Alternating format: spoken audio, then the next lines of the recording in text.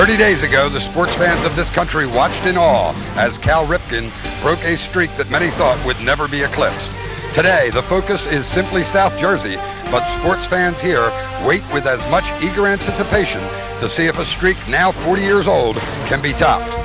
From the 1952 season till Thanksgiving Day 1955, Millville High School's football team could not and would not lose.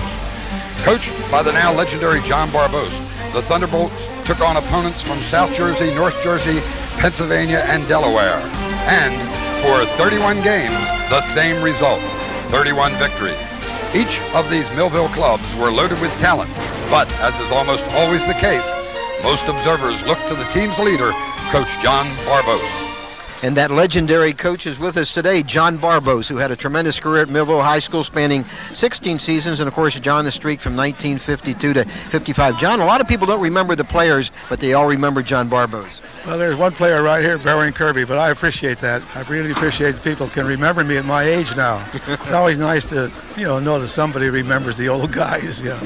So I feel pretty good about that. John, what do you remember most about the streak?'t I remember the fact that he gave me an automobile at the end of it, a 56 Oldsmobile, and the fact that it brought the town together, apparently like it's bringing Paulsboro together. The town was, very enthusiastic about it, and it was pressure. It was a pressure cooker all the way. John, do you have any regrets about the streak, having been tied by Paulsboro and perhaps beaten today? No, I have no regrets, Bob. In fact, it's like an old warrior passing a torch down to a young warrior. Streaks don't last forever, and 31 for 40 years, that's a long time, Bob. It's about time it's broken, I think. John, how about that 32nd game? What do you remember about that one? The 32nd game. Well, I remember we went for a touchdown the first 2 minutes, 97 yards, and I thought, well, we're in. That was the end of it. And Vineland, of course, played a good game, and it devastated me, Bob. I would rather have had the win than the car. That's what I remember about it. And incidentally, everybody brings it up to me still after 40 years. Ironically, Millville's last loss before starting their streak was to Paulsboro, 9-6. 31 games later, on Thanksgiving Day 1955, the Thunderbolts lost to their arch rival, Vineland High School. And now, today, Paulsboro looks to end the domination of that Millville team as they look to pick up win number 32 in a Colonial Conference game with Haddon Heights. Again, teams at Paulsboro have been fully stocked with outstanding players, but surely none more valuable than Kevin Harvey. Terse, Harvey. Breaks a couple of tackles. Watch out. One man to beat Terse in the corner. Terse can't get him. Down the sideline. Goodbye. Wow. That's what he does best. That's unbelievable. I mean, it's coming. Harvey, great protection. Finally chased out of the pocket. Goes, wide open downfield. Oh, my goodness. Absolutely wide open for the touchdown. Brian Nevis, 49-yard touchdown pass by Harvey. Precious wants to go to the end zone, closer to the wrong guy as it is picked off by Kevin Harvey. Saturday the 3rd. Harvey to the outside. Harvey's going to go. Harvey's going to have another one. And now, the day residents of Paulsboro, and yes, residents of Gloucester County, have been awaiting, and a day residents of Millville have long wanted to never come. Today, Paulsboro goes for a win 32 in a row.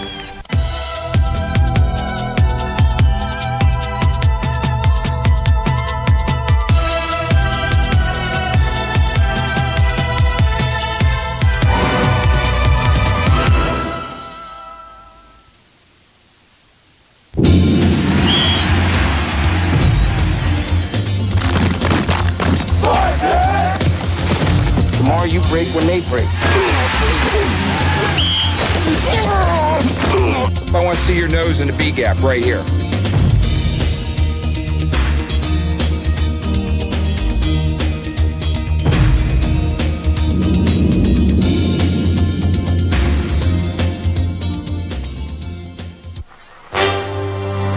Comcast Cable Channel 5 presents high school football. Today, a Colonial Conference matchup between the Garnets of Haddon Heights and the Red Raiders of Paulsboro High School. Hi again, everybody. Mike Linder along with Bob Schrack, and we're here at Gateway Regional High School where Paulsboro is playing all their home athletic contests this year. But today, Bob, I don't think renovations to a field at Paulsboro is on their mind. I think renovations to a win streak. The streak has been on everybody's mind, Mike, for the last couple of years, and it all comes to a head today. Paulsboro tying the streak at 31 last year, the record set by Millville in the early 1950s. A win over Haddon Heights today puts Paulsboro alone with 32 in a row. This is a game, Mike, that I've been looking to for a long time. I know you have too. We've done so many games at Channel 5 down through the years, but everybody in Gloucester County, everybody in South Jersey talking about this football game. One of these unique games that'll have a forum for all of South Jersey, not just Gateway and Paulsboro fans here, but many, many football fans from throughout South Jersey. And of course, before we talk about today's game, just a note or two about the streak that Millville set 1952 to 1955. Interestingly, as we mentioned earlier, Paulsboro, the last team to defeat Millville, and now, ironically, a chance to set the record today. Yeah, Mike, that is an irony. Of course, John Barbose here to see that, the Millville coach during that 31-game streak. And, Mike, there's so many different aspects to this game, so many subplots and plots. Makes the game very, very fascinating.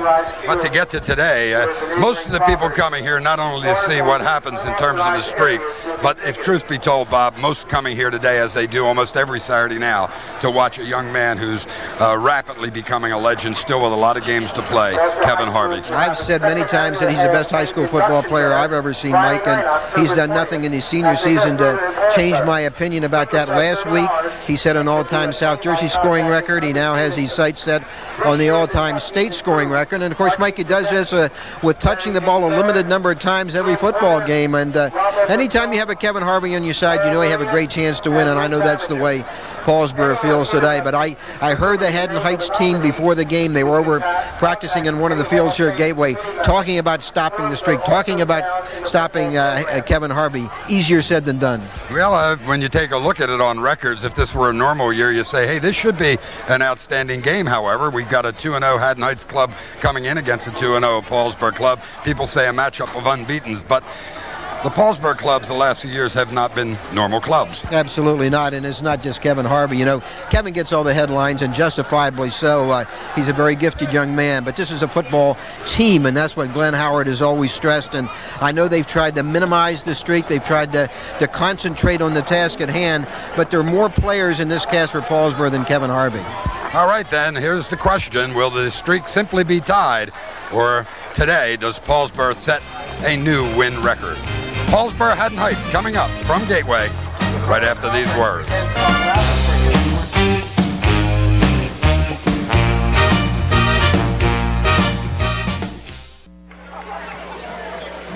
Anticipation, that's the word here today at Gateway Regional High School as Paulsboro playing their home games here this season. Match up against the Garnets of Haddon Heights. Mike Linder along with Bob Schrack for Channel 5, and glad you could join us for this one today. We've been awaiting it a long time, as Bob said in the pregame talk. This is the one that probably most people here today, obviously a Paulsboro loaded crowd, Bob, anticipate simply being win number 32. But they still play the games on Saturday, don't they? They don't mail them in, and Haddon Heights, a pretty decent football team. Coming off a 1-8 season, too, Mike. They've won their first two. The second-year head coach, Al Malin, talked to him before the game, Mike. He said he had no difficulty motivating his team at practice this week. They did it themselves, and he said they're ready to play this football game. We could have an interesting contest. Well, they're probably going to look and hope as they've won the toss and have chosen to receive. They're probably looking to get an early score and keep Paulsboro back on their heels somewhat. One thing you don't want to do with the Red Raiders is let them get 2 or 3 touchdowns and get ahead of you, because when they play anytime, they're good, and when they play loose, they're excellent. Keenan Smith does the kickoff duties for Paulsboro High School. Deep, Tracy Moore, outstanding senior quarterback for the Garnets, along with Ron Israel. Good kickoff. Taken by Moore at the 12-yard line. Behind some blockers. Great job of knifing through and making the tackle, Jason Dansby. Well, they'll start with pretty decent field position, and you'll have 2 names that you'll be hearing all day long, as you point out. Tracy Moore, the quarterback, and wearing 12, and number 15, the outstanding wide receiver, Ron Israel. He's a good one from that Israel family that has played so well, of course, over the years in South Jersey. And they will throw a lot. Haddon Heights starting from its own 24-yard line. They want to control the football, keep it away from Kevin Harvey and company. Back to throw on first down and hits his receiver, Howard, and he is knocked out of bounds after what appears to be a first down gain. Andre Coard just ran a simple delay out into the flat. Interestingly, Paulsboro coming out anticipating the passing attack of Haddon Heights, Bob, sets up in a 4-man rush. Normally a 5-man front from the Red Raiders, but they go with a 4 in that first down, anticipating it. And they came with a slot to the near side, and then they slid Coard out into the flat on a slight delay, and he was hit perfectly by Moore. For a 12-yard gain in the first down. Single setback behind Tracy Moore. And the ball carrier Carlos Williams with a couple of yards up near the 40-yard line. He'll pick up about 4 in the play. Second down and 6 just underway, 11:15 to play. Williams that time with a good explosion of speed at the point of attack, and as a result got most of that 4 yards on his own. Brings up a 2nd and 6 for the Garnets. Look at this, trips left, Bob. And, yep, trips left. With Williams, the only back behind Tracy Moore. Second down and 6 for the Garnets. And the pitch to Williams. Cuts it back inside and dives ahead for some extra yardage. Hit initially by Lee Campbell, but nice second effort by Williams gets him a couple more yards. He's about a yard short of a first down. Nothing but the old quickie pitch, and that time with Ed Edgerton, number 74, the tackle, who pulls on that play. That's normally on your pulling, you're looking at guards, but on the quick pitch, you go with the tackle. Edgerton got out there and made a screen block on the outside to allow him to get within a yard of the first down. Third down and 1, the ball at the 45-yard line of Haddon Heights. Williams gets a call again, has the first down up near midfield, so an excellent first drive by Haddon Heights. They get back-to-back first downs to midfield, and Mike, this is exactly what they wanted to do. Absolutely, and credit Tracy Moore on that play. Came out and he saw that Jermaine Ruffin, number 59 for Paulsboro, had lined up in the wrong spot. He saw the opening off left guard, and he changed the play at the line of scrimmage. They pick up the first down as a result of the heads-up call by the quarterback. Again, Ruffin looks a little confused.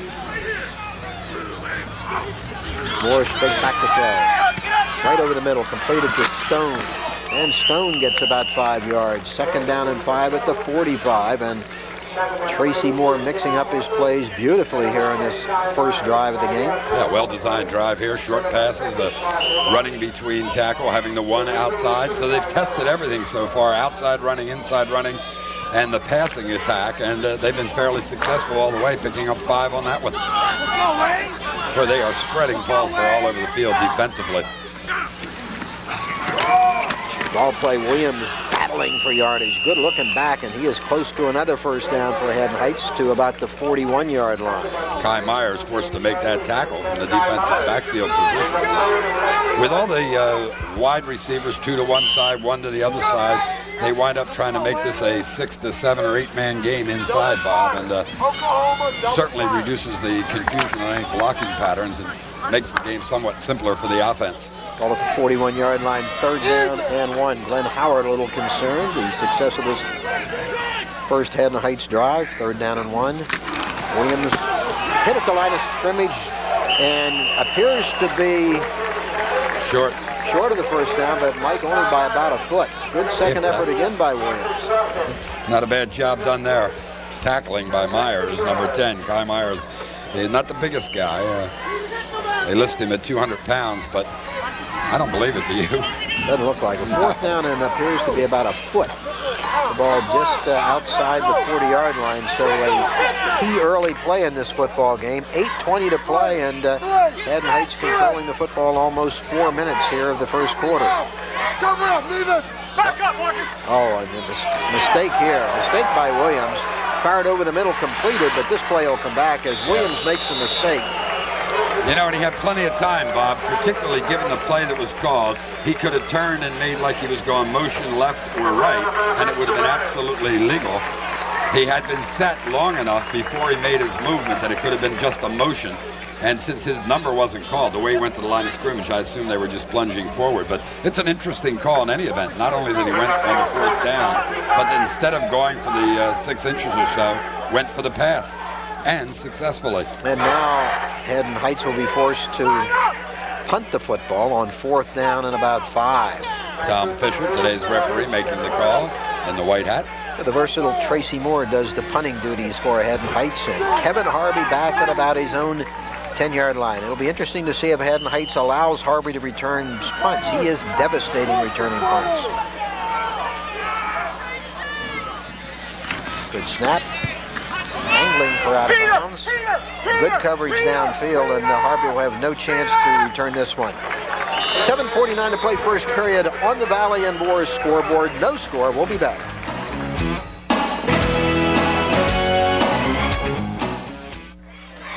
Well, certainly nothing wrong, Bob, with that Haddon Heights opening drive. They showed diversity. They showed the ability to be successful inside, outside, and throwing the ball. Now we'll get a chance to see what Harvey and his crew can do and whether it's going to take them a while to settle down with all the excitement attending this game today. Ball at their own 19-yard line, 1st down and 10. Harvey at quarterback. And the handoff straight ahead to Gerald Urban. They got a couple of yards out near the 25-yard line. Pickup of about 3, we'll call it. 2nd down and 7. The spot at the 22-yard line. Opening drive for Paulsboro, looking for win number 32 in a row and an all-time South Jersey record. Myers at fullback, Urban the tailback. Urban gets the pitch, cuts it back inside, has some room, and bowls ahead for the apparent 1st down at the 30-yard line. Good second effort job by Gerald Urban of the Red Raiders. Went against power formation that time. They were power to the right side with their flankers, their slot formation, and came back to the near side with the quick pitch. And because of the adjustment that they had seen from Haddon Heights on the opening play where they were rotating towards the strength, that reduced the number of people had to be blocked out front there, and Urban's able to pick up the 1st down. The Red Raiders with their first down. Clock running, 6:25 to play, scoreless first period. Straight ahead to the fullback. Myers with a couple of yards. Myers advanced to about the 35-yard line, and he gets 5. It'll be 2nd down and 5 for Paulsboro, keeping it on the ground here. And, of course, don't forget the great arm of Kevin Harvey, known for scoring and his great running ability, but an excellent and perhaps underrated throwing arm as well. Well, I don't think too many people in South Jersey underrate him anymore because they've had a chance to see him, and but I'm sure reputation-wise they don't think of him as the passer. Harvey, and tries to cut it back inside, and slips and falls. And interestingly, shows a lot of emotion, which you don't usually see out of him on the field, because I think he sensed, had he been able to make that cut back to the inside, it was very possibly one of those patented, outstanding Kevin Harvey runs coming up.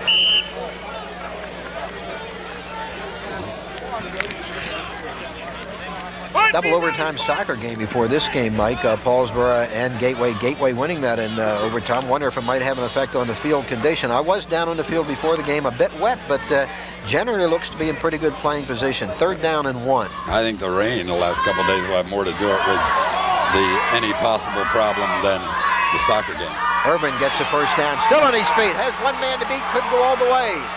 Urban finally dragged down from behind at about the 30-yard line. Great job of open field running by Gerald Urban. The advance to the 30-yard line of Haddon Heights, and Paulsboro knocking at the Garnet's door early on a great run by Urban. 31 yards, and Haddon Heights fortunate. It could have been more. Interestingly, with the exception of the one run by Harvey, they're featuring everybody but Harvey. Take a look at it, quick pitch. He finds the hole and then knows that he's got blockers coming across from the opposite side and cuts back, wants to get back across again and doesn't quite make it. Harvey with the keeper, rolling left.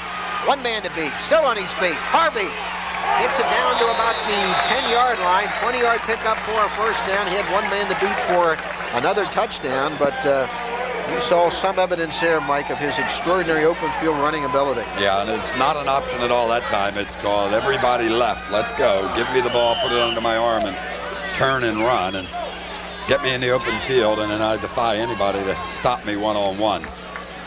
First down and goal, the ball at the 9-yard line of Haddon Heights. 4:20 to play with the clock running in the first period. Myers and Urban, the backs behind Kevin Harvey.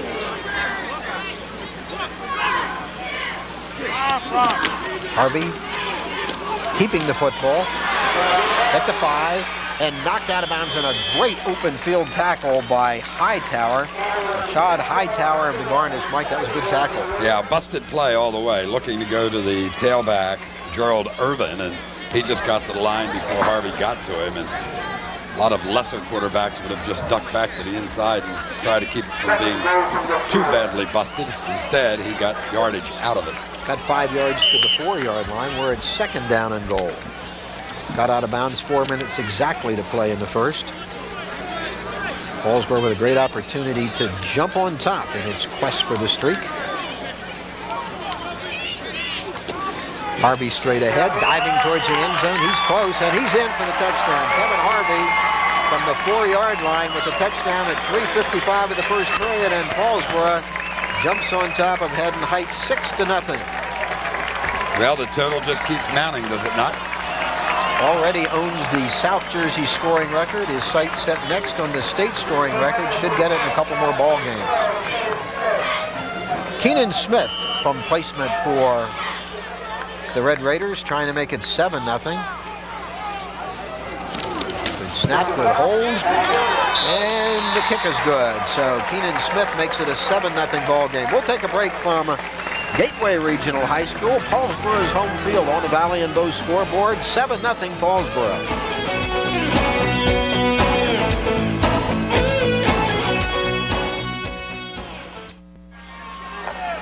Mike Linder and Bob Shryock at Gateway Regional High School. The kickoff picked off by Scuderi of Haddon Heights. Scuderi with one man to beat. Great return by Scuderi of Haddon Heights to the 41-yard line, and Haddon Heights with good field position, up trailing 7-0. This game brought to you by the Democratic Club of Deptford Township. Pleased with their sponsorship today of the game in which Paulsboro has a chance to set the all-time South Jersey record for consecutive wins, 32, and they're on top 7-0 here in the first quarter. Haddon Heights with a good opening drive, but it snarled on a mistake in the backfield on a 4th down and less than a yard. Stop him, Marcus! Tracy Moore, good-looking quarterback. The throw gets a big rush, and he will go down. Great early penetration by Wayne Hampton, one of the finest linemen in all of South Jersey. And he causes the big loss all the way back to the 32-yard line. Take a look at this. I mean, nobody even is able to handle him. He just shucks 2 blockers off and is there in such a hurry. 2 men assigned to handle Hampton. I guess they better wind up and get 3. Jason Brown makes the tackle. Wayne Hampton set it up. 2nd down and 18 for Haddon Heights.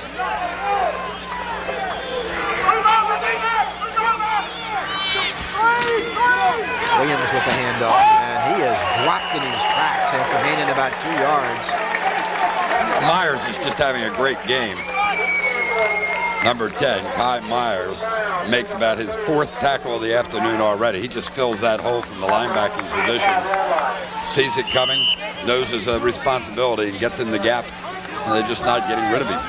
3rd down and 16, 2:20 to play, clock running, first period, 7-0 Paulsboro. Passing down for Tracy Moore. And again, they go trips left. And now man in motion. I guess he's going to throw, Bob. It would appear that way. No. Quarterback draw. And Myers, great job in the open field. He will be well short of the first down. Penalty marker is down. Looks like a hold. Illegal block. Illegal block. This will back up Haddon Heights. Nice job of improvising by Tracy Moore in that play, but this one will come back. That was the only thing left after everybody had moved out of the backfield was the potential of quarterback draw, and we anticipated pass as a result of the trips left and man in motion, and that's what they wanted Paulsboro to do, and the Red Raiders did.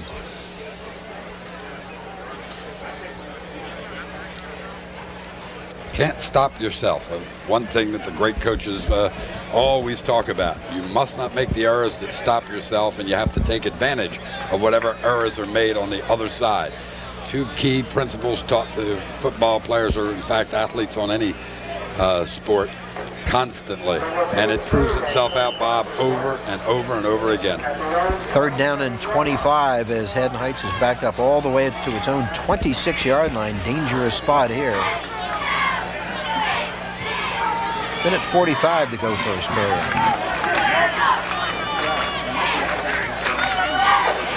Moore back to throw. Fires it completed. Nice job in the open field by Israel. Israel gained some good yardage, but well short of a first down, and Haddon Heights will be forced to punt. Well-designed play. The unfortunate thing for Haddon Heights was that they could not get behind the blockers. Israel, he had 4 men going downfield on the screen blocking, and he had to continue because of one defender that knifed through, continue away from where they were, and as a result, what could have been a really big play is held to 4th down and a punt forced. Tracy Moore punting to Harvey. Good snap from center. And Harvey looking for the good bounce, but he won't get it. Good coverage downfield again by Williams. That is the 2nd consecutive punt that Carlos Williams has covered well for Haddon Heights. So Harvey with no chances in 2 punts to return the ball. Well, we'll see what Harvey and company does this time. That last touchdown that he scored, Bob, is 79th touchdown. Can you imagine that in his high school career? Now gives him 492 career points. He's got to get to 559 to tie the record. Remember Bruce Presley of Highland Park? Young man that is noted for playing now, being one of the tailbacks for Rutgers University. Right. Harvey to throw. Guns it. It's completed to Nevis. And Nevis about a yard short of a first down. Harvey's first pass is a good one. And Harvey's been an outstanding receiver for the Red Raiders. Gain of 9, 2nd down and 1. They spot at the 44-yard line. 30 seconds to go. Could be the final play of the first quarter. That was, of course, Harvey's 7th touchdown of the season. In just the 3rd game. First period of the 3rd game. Moving on the right side here. And this will probably go against Paulsboro. It did not look like Haddon Heights had broken the plane, and then the right guard or right tackle, I think it was the right tackle, leaned forward. 59. So that'll create a 2nd down and 6 instead of the 2nd in the yard. Play will come from the sideline.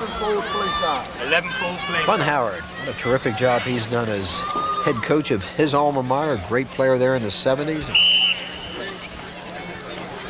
Later at Minnesota, and of course the Philadelphia Stars. Hard to believe that this is his 8th season here already. 59, 16, and 0. Not a bad record. No.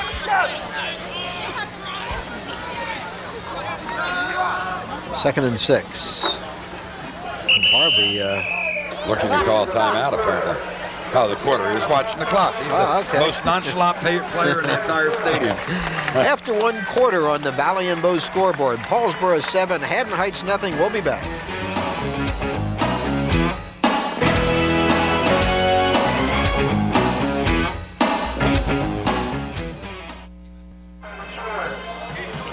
Glenn Howard talking to his troops right before the beginning of the 2nd period here at Gateway Regional High School. Paulsboro and Haddon Heights. Paulsboro on top, 7-0. Mike Linder along with Bob Schrock for Channel 5, Comcast Cable. And by the way, we welcome the residents of Pittman finally joining us after all these years, and hope you enjoy this football game and all the sports here on Comcast Cable.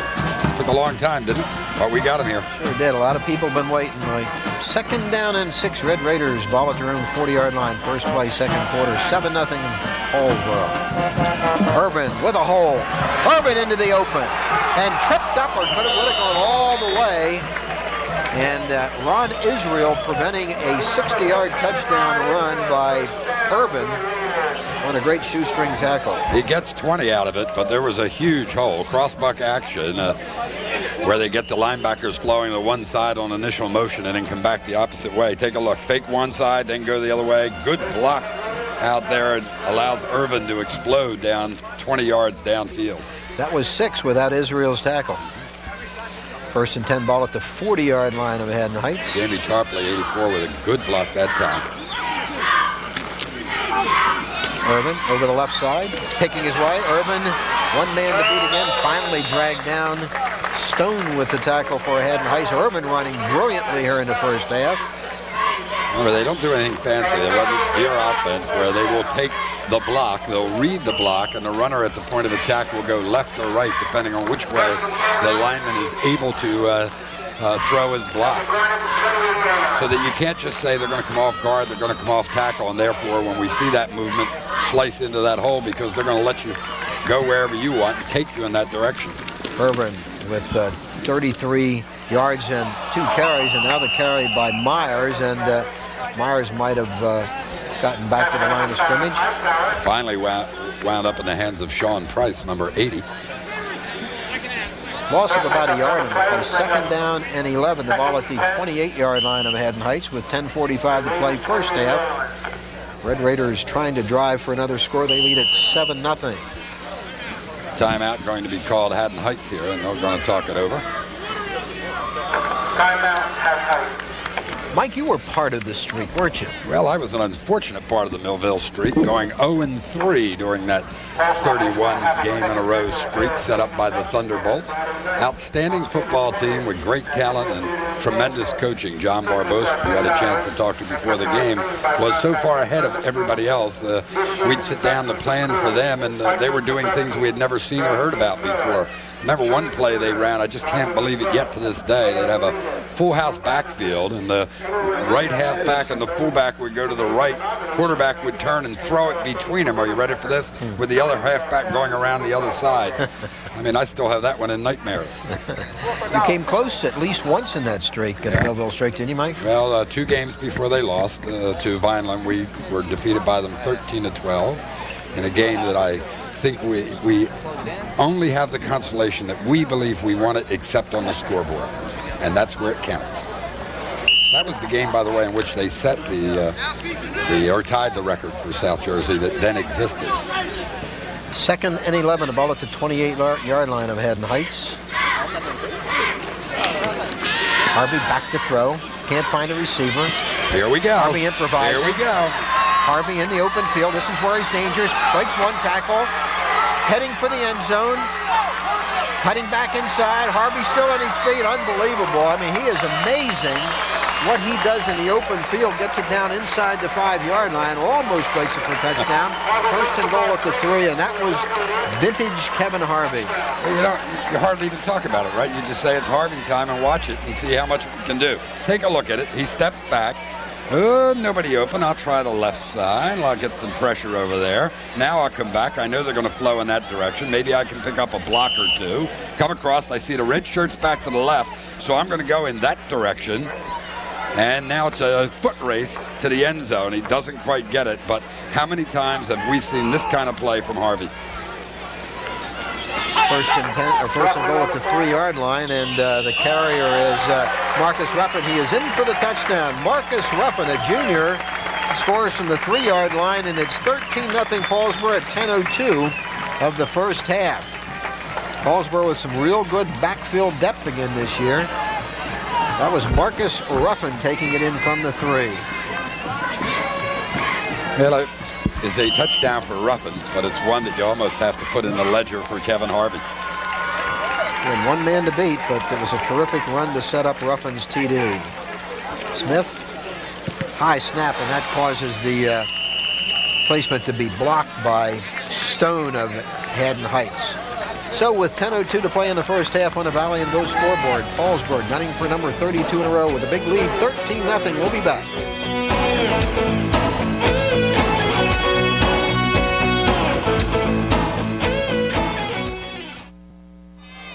13-0, Paulsboro on top with 10:02 remaining to play here in the first half.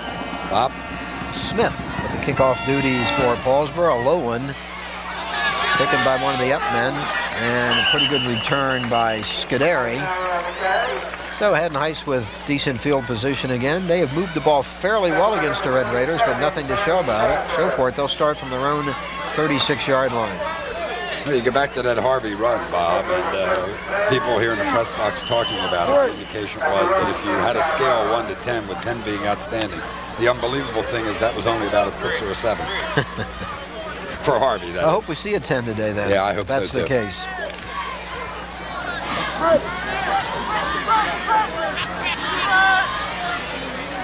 Williams alone back set behind Tracy Moore. 1st and 10. Haddon Heights on the 36-yard line. Williams, not much doing. First tackle made by Jamie Tarpley of the Red Raiders. Had a lot of help on the play. Ruffin also went on the play. Gain of only about a yard. It'll be 2nd and 9. Al Malin going to try and stay in that game plan, obviously. Remember the first drive today that worked so well for them. Picked up 40-plus yards, throwing, running, and they seem to stay in it. They continue to show us this trips left formation, and they've been running away from it. Pretty soon they're just going to have to say, if we're going to put them out there, we're going to have to throw to them. Well played. Paulsboro defense really doing the job now. The first hit this time made by Reggie Lewis, a sophomore, but he had lots of help. Myers in there again, also Hampton. Paulsboro defense really beginning to assert itself. Loss of 2, 3rd down and 11.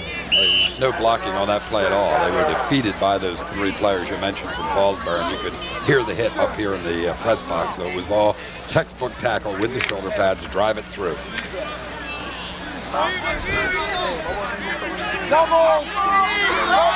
Passing down again for Tracy Moore. 3rd down and 11. They're blitzing.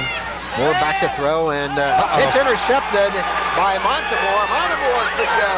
Cutting it back inside, and he'll be tackled. But interception by Chris Montemore, a senior, and he has Paulsboro back in scoring position again at the 11-yard line.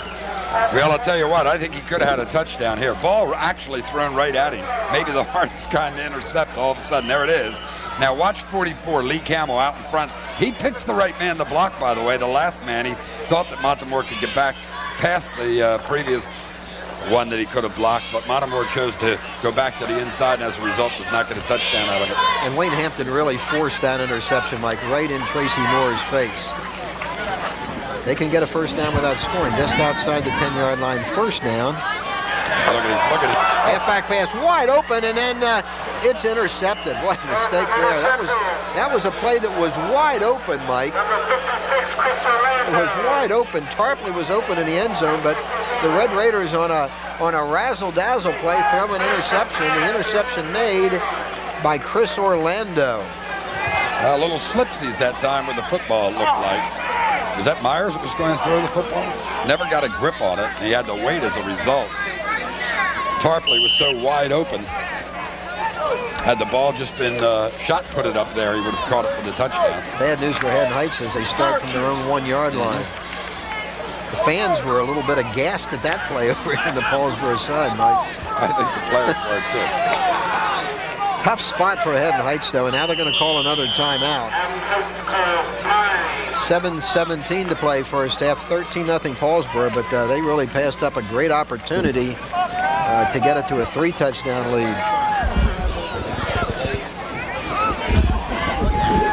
Mike, I know you had an opportunity last night to see that West Deptford football team. Boy, are they on a roll in the early season. Well, it was a 2-0 Collingswood club coming in against a 2-0 West Deptford team. And if you actually analyze the scores of the previous games, you would have said West Deptford had to be favored, but I don't think anyone expected them to score 40-plus points and hold Collingswood to 13. But more importantly, Bob, if you took a look at them, their size, their strength, their speed is pointing to, although it's still very, very early, an interesting Thanksgiving week game with Paulsboro, because this is a team, West Deptford, that has an outstanding veteran quarterback in Whittemire and one of the top backs in South Jersey this season in Tony Ross, who last night carried for over 230 yards and could have had more. He's for real, right, Mike? Mm-hmm. Two great games in a row. Yeah, has close to 600 yards in 3 ball games. First and 10, the ball at the 1-yard line. Dangerous spot. Trips right this time for Haddon Heights with Williams alone back behind Tracy Moore. Williams going. Wait, he is dropped by that. Ty Myers again. What a hit Myers put on Williams. And What a defensive show Mr. Myers is putting on today. They heard that back at Channel 17. Whoa. Gain of about a yard, second down and 9. He is the defensive player of the game so far. Myers putting lick after lick on the Garnets.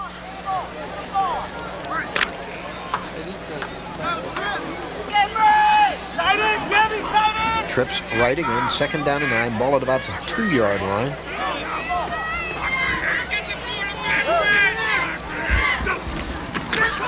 Williams again, and Williams, I don't know, that might safety, be a safety. It's a safety. Myers in there again, Hampton in there. Oh, it is 15-0 on a safety, and that Paulsboro defense is taking control of this football game.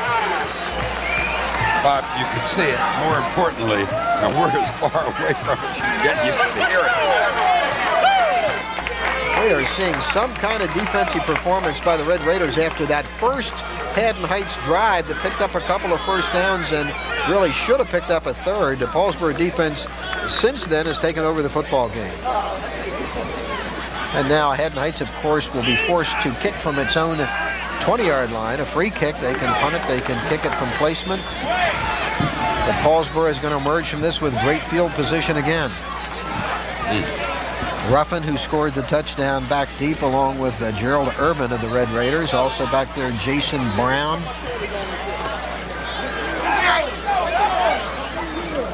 6:32 to play, first half. All Paulsboro. They lead at 15-0, and that was with throwing an end zone interception to negate the opportunity for a third touchdown.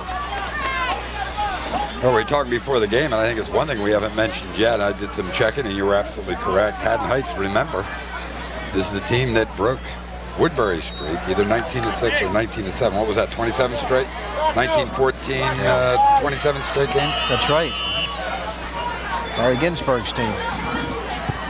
Good kick by Moore, taken by Urban at the 35-yard line. Urban behind some blocking, cuts it back inside and slips and falls right under the tackle of Coard, or Urban would have probably had more yardage, but great field position for the Red Raiders. They'll start from their own 48-yard line. Yeah, love where they place the football, because when it's on the hash mark and you got lots of room to the left side, that gives us the opportunity for one of those plays we've been watching for 3+ seasons now, and that's option left with Harvey. Love to see him run it here. Myers, Urban, the backs behind Kevin Harvey.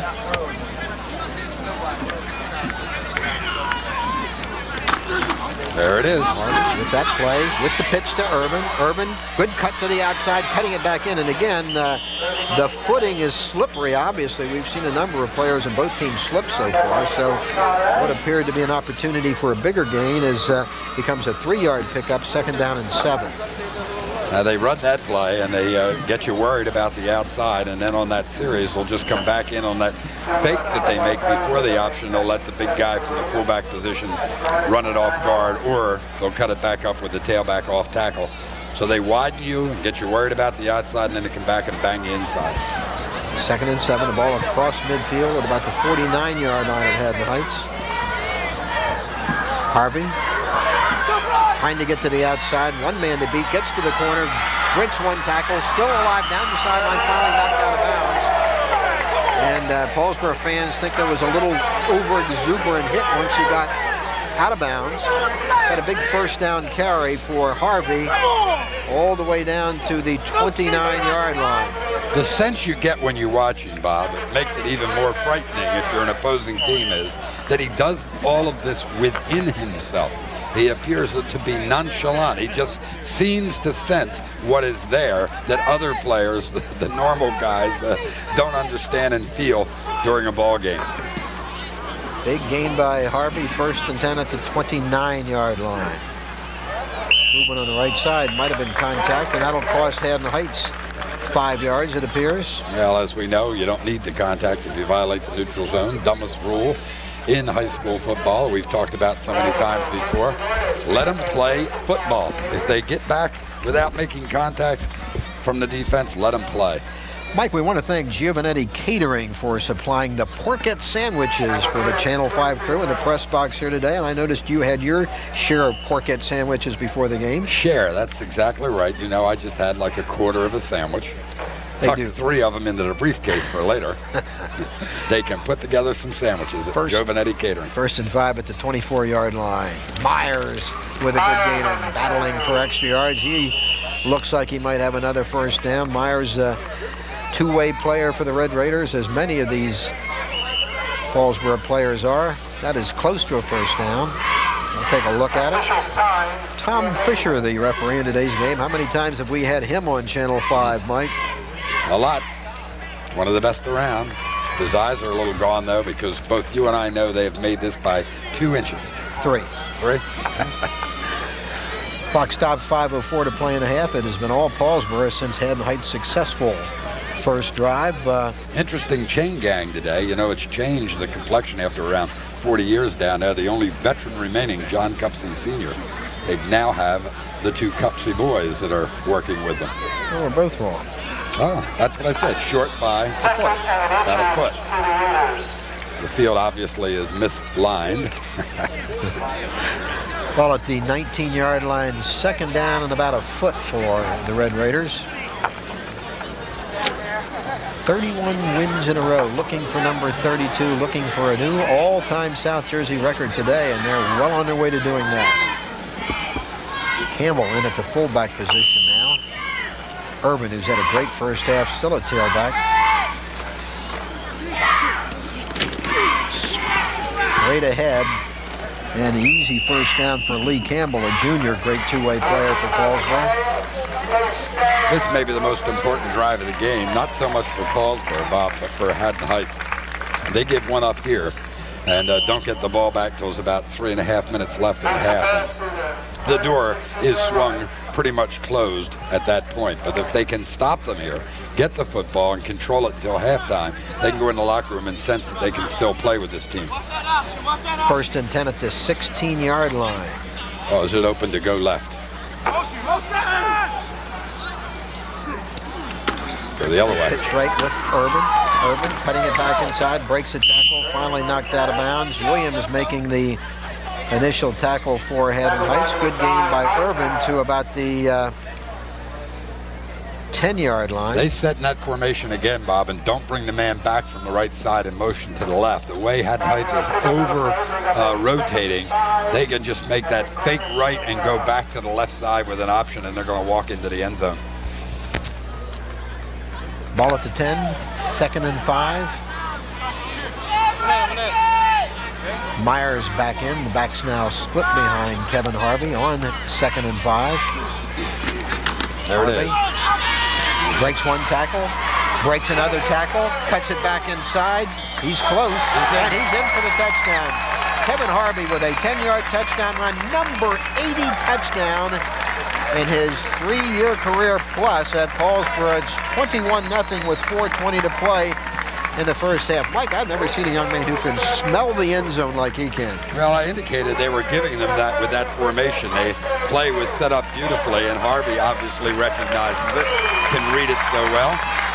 Watch it here. Look, Bob, there's nobody there on the end. Tarpley just has to screen. Now, he doesn't even have to option anybody. Just get by him and then turn back to the inside. You cannot set up that way defensively and allow a Harvey to run an option in that direction. Smith from placement. No good. So the score stands at 21-0 on the Valley and Bow scoreboard with 4:20 to play in the first half. Paulsboro 21 and Haddon Heights 0. We'll be right back.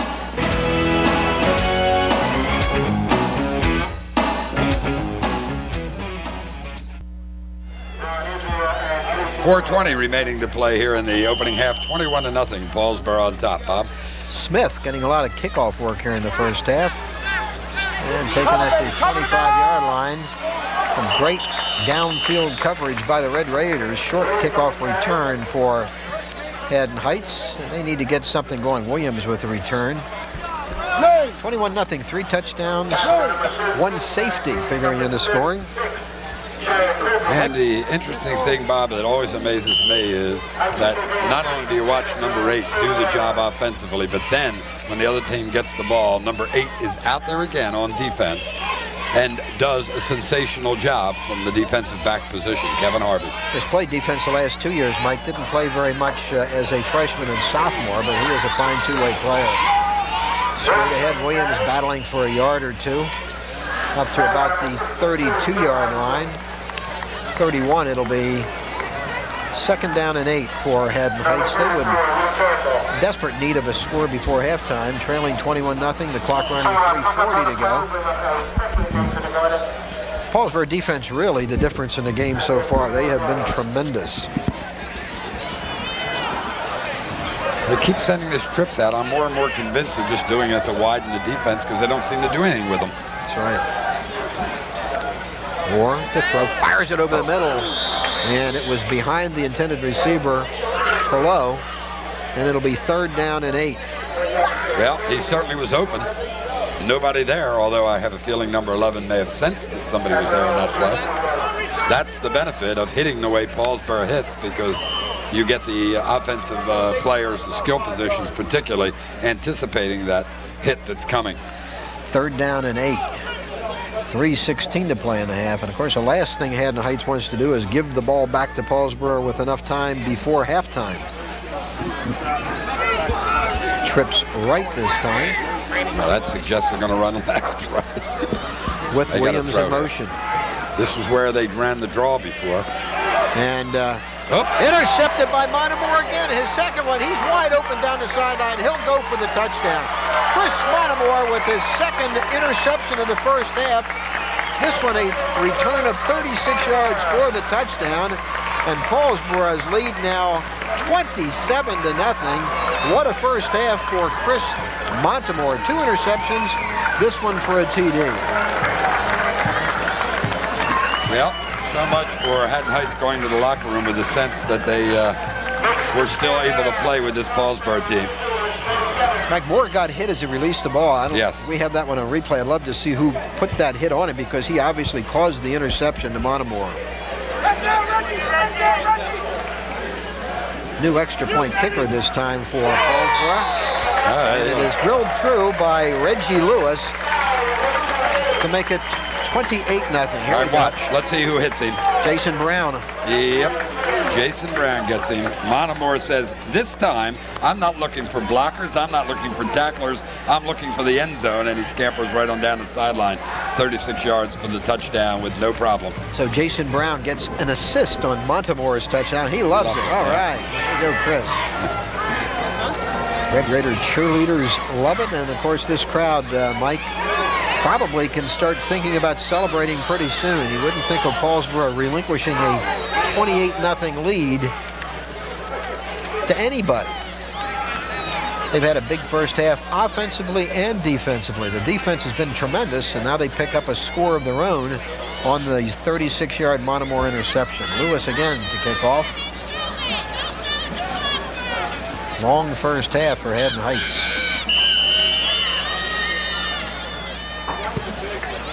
Big kickoff by Smith. Moore at the 15-yard line. Moore breaks some tackles. Good return by Tracy Moore to the 40-yard line. Good field position for Haddon Heights. Mike, they need a score desperately. They need more than one, but you're absolutely right. They've got to get that first one.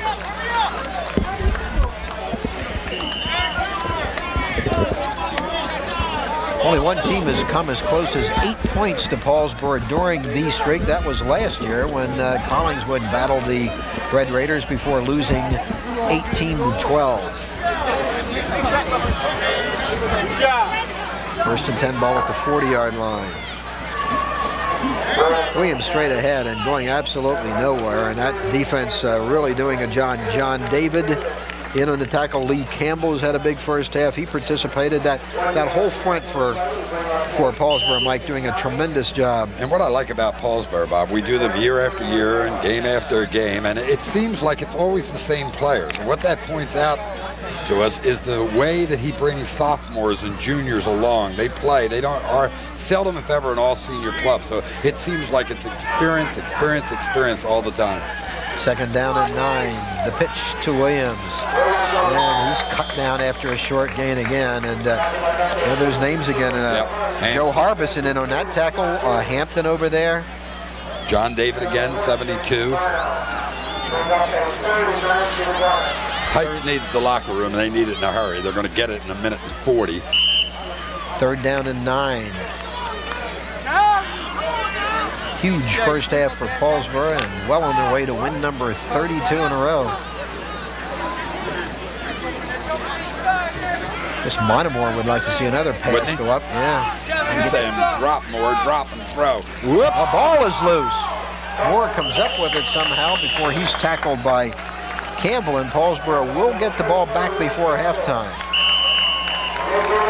Don't tell me Heights is calling timeout. No, Paulsboro is. Okay. They want another one. So a minute 13 to play in the first half. I guess the coup de grace in the first half, Mike, would be them punting to Harvey and Harvey bringing one back. That would be at least the coup de grace, huh? Last year, he returned 12 punts, Mike, 6 for touchdowns. 1 out of every 2 times he gets it.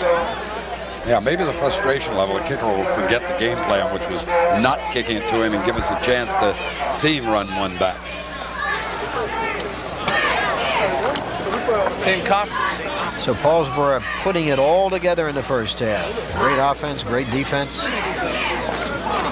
But you really have to point to the Paulsboro defense, Mike. Yes. I think at this point as being the difference in the game, certainly in terms of the disparity of the score. Particularly, I don't know about you today, Bob. Disparity and coup de grace and all that stuff. You really landed on heavy. All the big words out there. Yeah. Particularly after that opening drive at Haddon Heights, looked like they had a game plan that was tailored to exactly what they had seen in the scouting report, and looked like they had the players who could execute it. A couple of little adjustments by Paulsboro, and it's just denied them any yardage ever since. Ball at the 37-yard line. Moore punting. Harvey deep for the Red Raiders. High snap from center.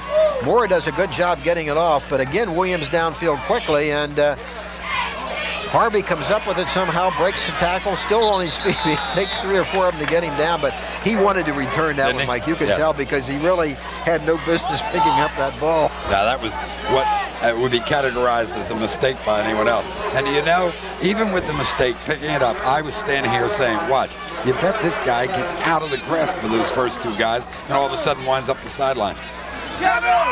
So Paulsboro starting from his 25-yard line with 1:01 to play in the first half.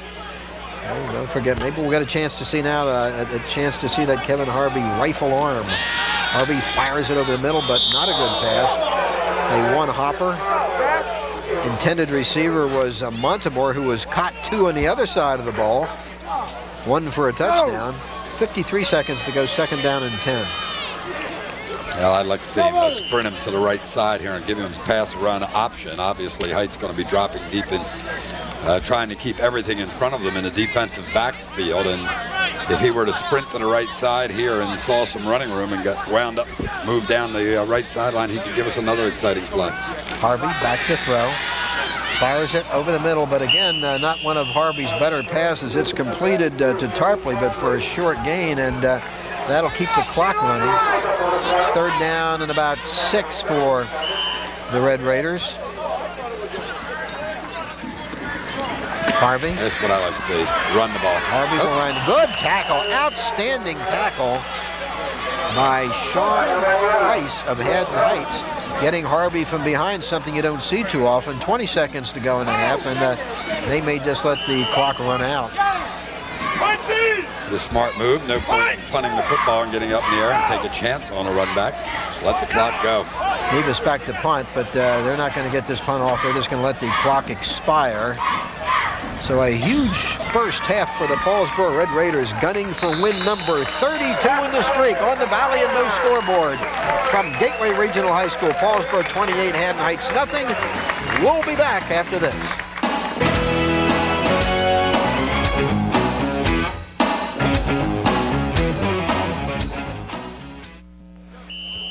Second half football coming up from Gateway Regional High School. Paulsboro entertaining Haddon Heights, but winning 28-0, Bob. Ruffin with the return of Moore's kickoff. Ruffin with some room, and that's a nice return across the 40-yard line. Excuse me, about across the 35-yard line, about the 37. And the Red Raiders leading 28-0 will set up house there. Yeah, they scored early. 3:55 left in the first. A 4-yard touchdown run by Harvey. Smith kick. And a 3-yard TD run by Marcus Ruffin. And a safety. Ty Myers making a tackle in the end zone. A Kevin Harvey 10-yard touchdown run. And finally a 36-yard interception TD by Chris Montemore.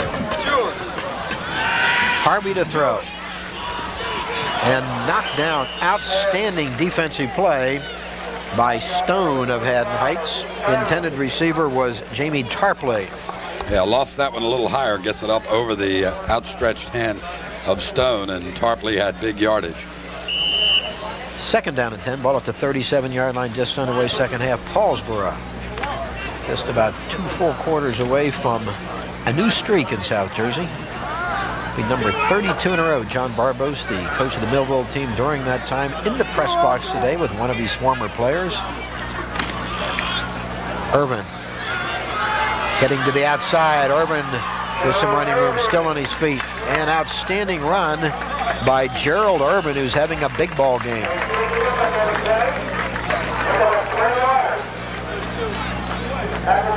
They are not a one-dimensional team, just Harvey, but of course that one dimension of Harvey separates them from so many other teams. But they've got some fine football players, not only this year, but have all through the street. 23-yard run by Urban, who was approaching 100 yards, and it is 1st down and 10 at the 41-yard line. They'll split the backs behind Kevin Harvey. Here comes option left. Nope. And Myers with the carry. Myers gets some pretty good yardage across the right side. Myers with the big defensive first half. Chris Orlando making the initial hit. Number 56 for Haddon Heights has had a very, very strong game today that's going relatively unnoticed with the score 28-0. Gain of 3, 2nd down and 7, ball at the 38-yard line.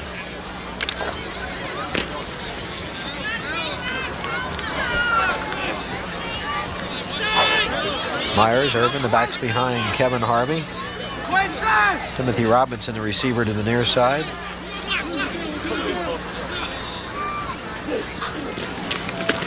Straight ahead to Myers. Big yardage into the secondary, and Myers with a nice carry down inside the 25 to the 24-yard line for a Red Raider 1st down. He is a tough football player. Well, when you have Hampton and Tarpley at left tackle and left end making the kind of blocks they threw on that play, pretty much anybody can get the initial 6-7 yards.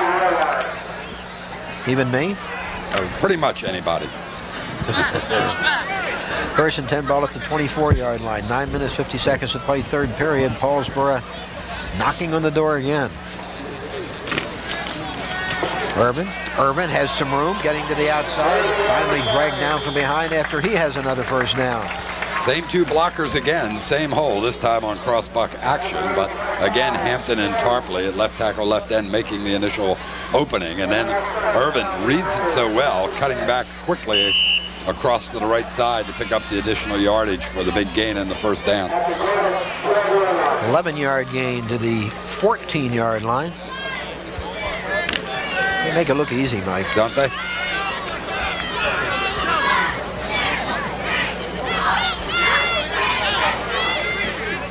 First and 10, ball at the 13.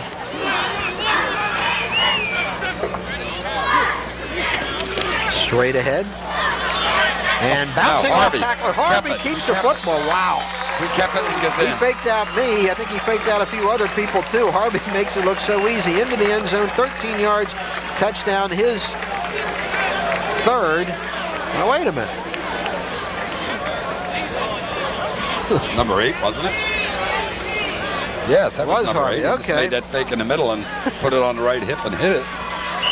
A lot of people are asking the same question, Bob. Who did that? Hope we get to see that one again. 34-0, 9 minutes to play. Reggie Lewis from placement again. Good snap. Low kick, no good. And the score stands 34-0 Paulsboro with 9 minutes to play. And let's see it again. Take a look at it. Watch his fake. Watch his fake. He makes into the line. Everybody collapses down to the inside. Then he just says, all right, now I'm going to go to the right, and I'm just going to scamper in. Nobody even sees him until he gets down around the goal line, and then finally he is knocked out of bounds, but after he scores by Hightower. Nobody knew he had that football but Harvey, I think. 3 touchdowns for Harvey, 81 for his career. The beat goes on. Just a normal day for Kevin Harvey. On the Valley and Bow scoreboard, 34-0 Paulsboro. Early in the 3rd period, the route is on. Today's problems require new and different solutions. That means new members on Deptford Township Council with new ideas, practical hands-on experience, and the energy to get the job done. On November 7th, elect Mary Beth Connolly Monroe, Walter Butch Berglund, and Joseph Julia Jr. for Deptford Township Council. They'll put Deptford first, and we thank the Deptford Township group for sponsoring today's game.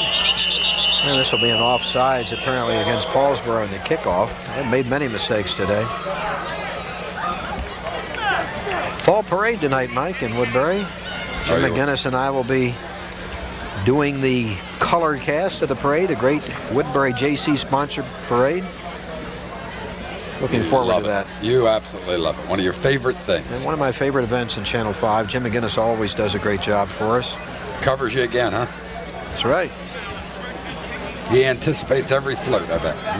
That's right. Paulsboro High School band will be in that parade tonight. We watched them at halftime today. So the Red Raiders will back up 5 yards. Keenan Smith has had a lot of kickoff practice today. Israel deep along with Tracy Moore for Haddon Heights. I think some people thought this might be a little closer game, Mike. You can't find those people now. Nobody's going to say it. Moore at the 20-yard line. And tremendous coverage. What a great open field tackle by Jason Brown. You need a ball coming behind you. They do hit. They do hit. They were looking for a wedge up the left side. He never got to the wedge. Paulsboro players come in right behind it, led by Brown, and just put the shoulder pads right to it. Inside the 30. Haddon Heights starting from its 29-yard line. Tom Fisher, if referee Tom Fisher's mic is open, so we could get some interesting play-by-play from him. We've had that every game so far this year.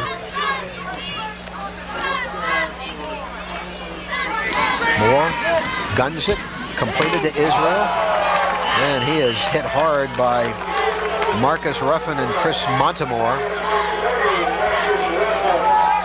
And he knows it as he slowly walks back to the huddle. Ron Israel. Gain of about 6. It'll be 2nd down and 4. How would you like to be down there on a Wednesday and get involved in tackling practice against Paulsboro? Don't think so. Just let them have one run at you. Of course, Paulsboro defenses have been noted for this kind of tackling for as long as I can remember, Mike, and this team obviously no different. 2nd and 4, ball at the 35.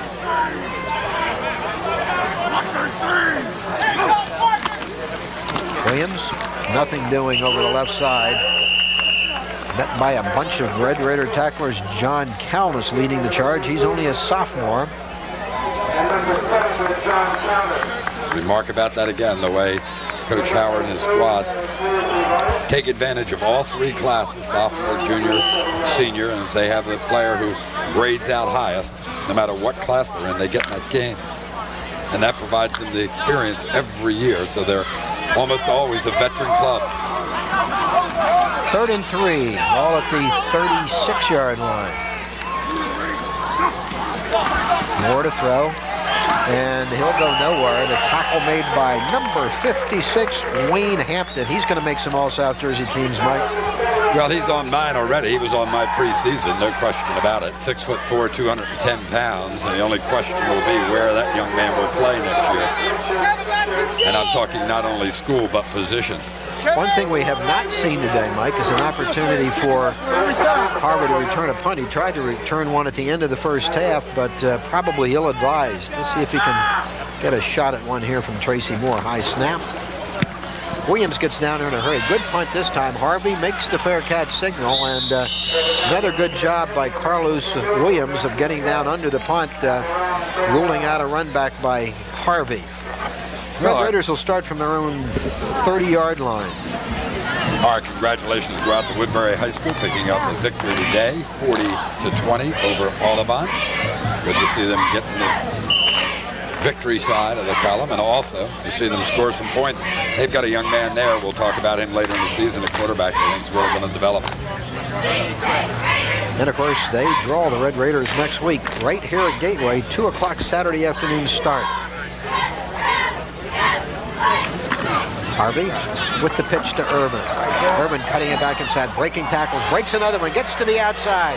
One man to beat, and diving under him to make the tackle is Andre Coard, or Urban would still be running.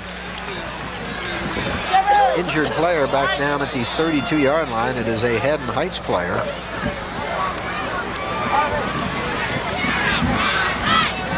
And we have a timeout on the field, and we'll take timeout on the Valley and Bose scoreboard with 6:10 to play, third period. All Paulsboro, 34-0 Red Raiders.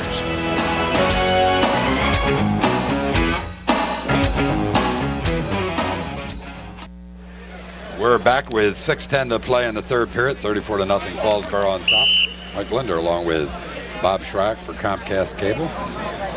And I don't think there's any doubt now about whether the streak will be broken. That's accomplished. The question is, by how many points will they win today as we get another one of those dead ball fouls, 5 yards. And apparently against Haddon Heights, unless they were drawn. Dead ball foul. Encroachment, defense. So this will bring up a 1st down and 5, the ball at the 42-yard line of Haddon Heights. The injured Haddon Heights player, by the way, Ron Israel, real fine junior performer for the Garnets, walked off the field under his own power, appears to be okay.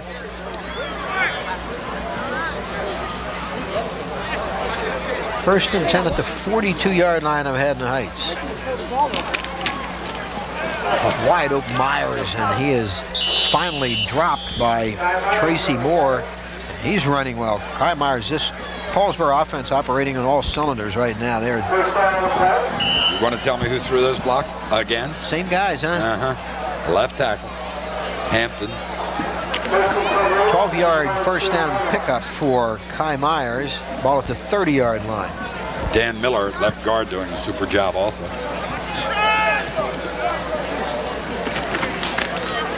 Straight ahead. Myers battling for yardage again. Ball is loose, but the ball was blown. Play was blown dead. Scuderi making the tackle for Haddon Heights. Myers picking up some good yardage. Gets 6 this time. It'll be 2nd down and 4. How about that Gerald Urban, Mike? He's had a 100-yard plus game, although he does not have any of the touchdowns. Now, we've seen him in the past. Real good one, has a sense for where the hole is and has a sense for where to go in the secondary after he gets through the line of scrimmage. 2nd and 4.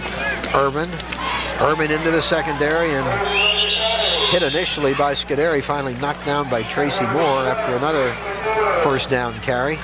Well, they go to the right side this time, but it doesn't mean the block's thrown by anyone different because, of course, Paulsboro flip-flops their line. That time, Hampton at right tackle, and he makes the initial big block to free him on that crossbuck. 1st down 10, ball at the 16-yard line. Moore and Urban, the backs behind Kevin Harvey. Harvey rolling left. Harvey was doing one man to beat. Gets to the outside, heading to the end zone, and he scoots in for the touchdown. His 4th of the day, his 82nd of his career at the 4-minute mark, and it's 40-0 Paulsboro. Mike, can it be that easy? Well, it can for that young man, number 8. It isn't for the rest of the mortals at the high school level. Comes off with a slight limp. Looked like. 16-yard TD. Harvey. 4 touchdowns. Yep. How many did you have in your career, Mike? That was Harvey's, what, touchdown? 4th today. And how many on his career? 82. 80 ahead of me? No, he's not that far ahead of me, but I'll tell you what. There's no comparison with anyone that I could recall, except, unfortunately, as we'll take a look at it here. Watch the fake. They've been running inside. The guard pulls, looks like they're going to run off tackle with it. Then Harvey makes the read as the man came up, left nobody there to make the tackle for him. Then he reads the block after he steps to the inside to allow number 7, Timothy Robinson, to get a shoulder on the man he needed the block from. So he not only finds the hole, but then he sets up the blocker perfectly. You know, he broke the record of Morton, who, unfortunately, not only did I play against Millville in that streak, but I played against not only that Morton, but the rest of the Morton young men.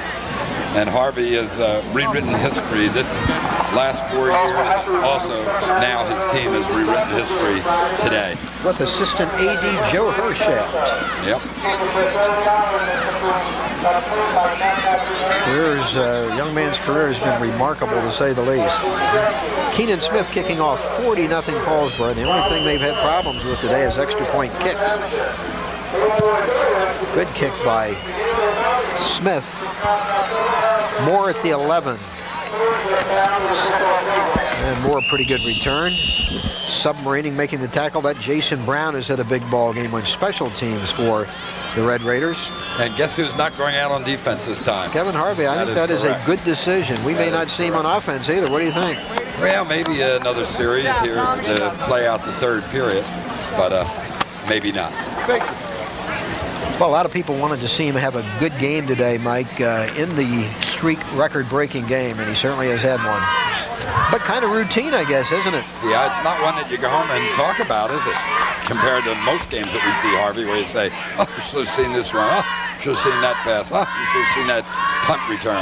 More pump fake going deep, and nobody home. Now, that was hope. Fly pattern run by Hightower down the left sideline. It's 2nd down and 10 for Haddon Heights. You know, one thing that I noticed that Harvey does, Mike, games I've seen his 4-year career, is kind of mesmerizes the crowd. I mean, it's 40-0. Paulsboro now has the record safely intact, and the crowd is relatively quiet. And it turned out to be a decent crowd. It was a very late crowd, and fortunately, with that double overtime soccer game that Gateway won 3-2 over Paulsboro beforehand, that meant the game got started late, so a lot of people who would have been late for kickoff got into this contest, but it's quiet. Moore rolling, fires it, good pass, and a reception to Scuderi. Tackle made by the ever-present Chris Montemore. What a game he's had. A couple of first-half interceptions, one return for a TD. Gain of about 4 yards, 3rd down and 6.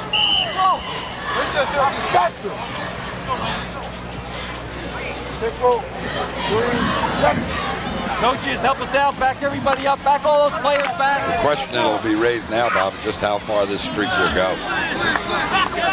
Well, Mike, you know, it could go to the West Deptford game again at the end of the season. Maybe both teams will be undefeated when they play. Moore guns it over the middle, and it's dropped. Pass was right there, but dropped by Perlow, and it'll be 4th down. And Harvey will be out on the punt return. Well, you know what people want to see, Mike. They want to see him field a punt. That's what they want to see, because that's when you see him at his best. Yeah, they're standing all the way around. Stands filled here on the Paulsboro/Gateway side. Can't wait to get back to Paulsboro next year. I understand they're building a new press box along with that facility. Well, I can hardly wait. Another high snap for Moore to field, and again Williams down there quickly, and nobody's been blocking Williams. He gets down, and Harvey fields it, breaks a tackle, breaks another, and another, and look at him. Still on his feet. Look at this run by Harvey. Whoa, was that vintage Harvey? Well, again, he had no business picking it up, but he did. That's because he wanted to. He wanted to show the fans. Right. Yep. What do you have to do? Step out of maybe one more tackle? Well, here it goes. Watch this. It's a high snap. It appears there's no way with the coverage there that he's going to pick it up, and then he just nonchalantly waits till it gets to him and then up. Gets rid of 1, 2, 3, 4, 5, 6, 7, 8, 9. The 9th man to touch him made that tackle. That's amazing. The 9th man to touch him made the tackle. So that only left 2 more, right? That is quite a run. Ruffin with another injured Haddon Heights player after the nice 8-yard pickup by Marcus Ruffin. We'll take a break from Gateway Regional High School. 1:27 to play in the third on the Valley and Bow scoreboard. 40-0 Red Raiders.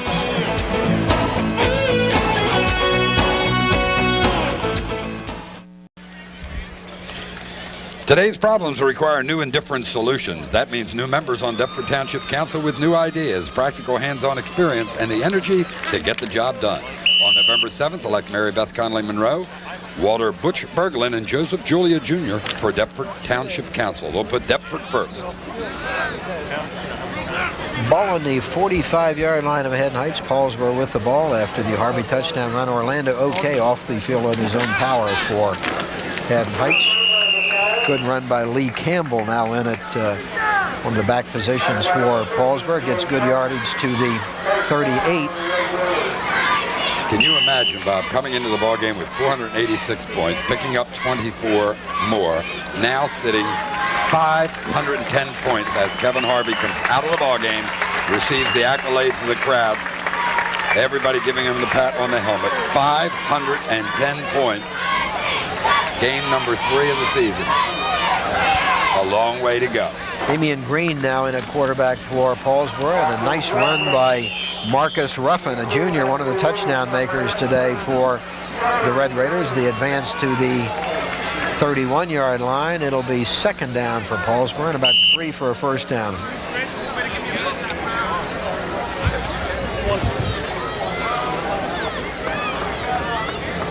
Green quarterbacking. He is a small guy, listed as 125 pounds, but he wrestled at 101.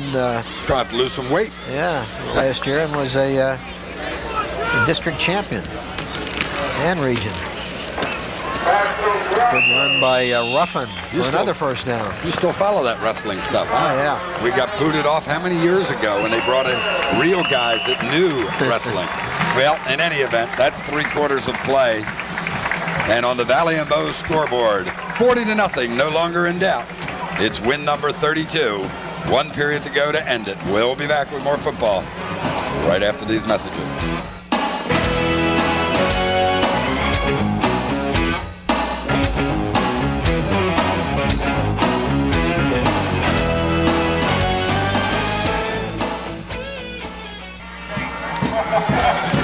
"12 minutes left in this ball game, in which Paulsboro will set the new South Jersey victory mark at 32 straight, and they will still be counting.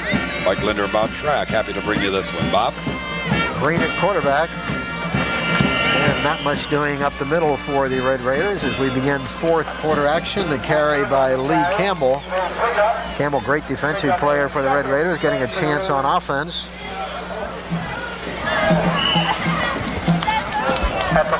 When you talk about defense winning games, they've always preached that at Paulsboro. Of course, we're focusing not on this Paulsboro team, but the 1952-55 Millville squad. And I don't know if you're aware of this, Bob, that they played 9 that year. They won 8. And in 7 of them, the other teams were held scoreless. But not yours. No, never. Ball fumbled. Green falls on it. We got third down for the Red Raiders. We scored 2, and I think Vineland got, what, 26? Of course, your peerless quarterbacking, I'm sure, had something to do with that. Well, there's no question. But the amazing thing to me is that being 40 years ago, I must have been playing high school football at about age 7. Well, you always were an amazing athlete. Yeah. Third down, about 11 for the Red Raiders, with Green replacing Harvey at quarterback. And Green with the option. He breaks a tackle. And he is smacked. Hightower's played a strong game today. He's joined by Raelo. Offense.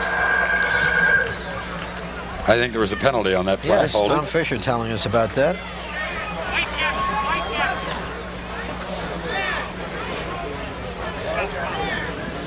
And don't move it back.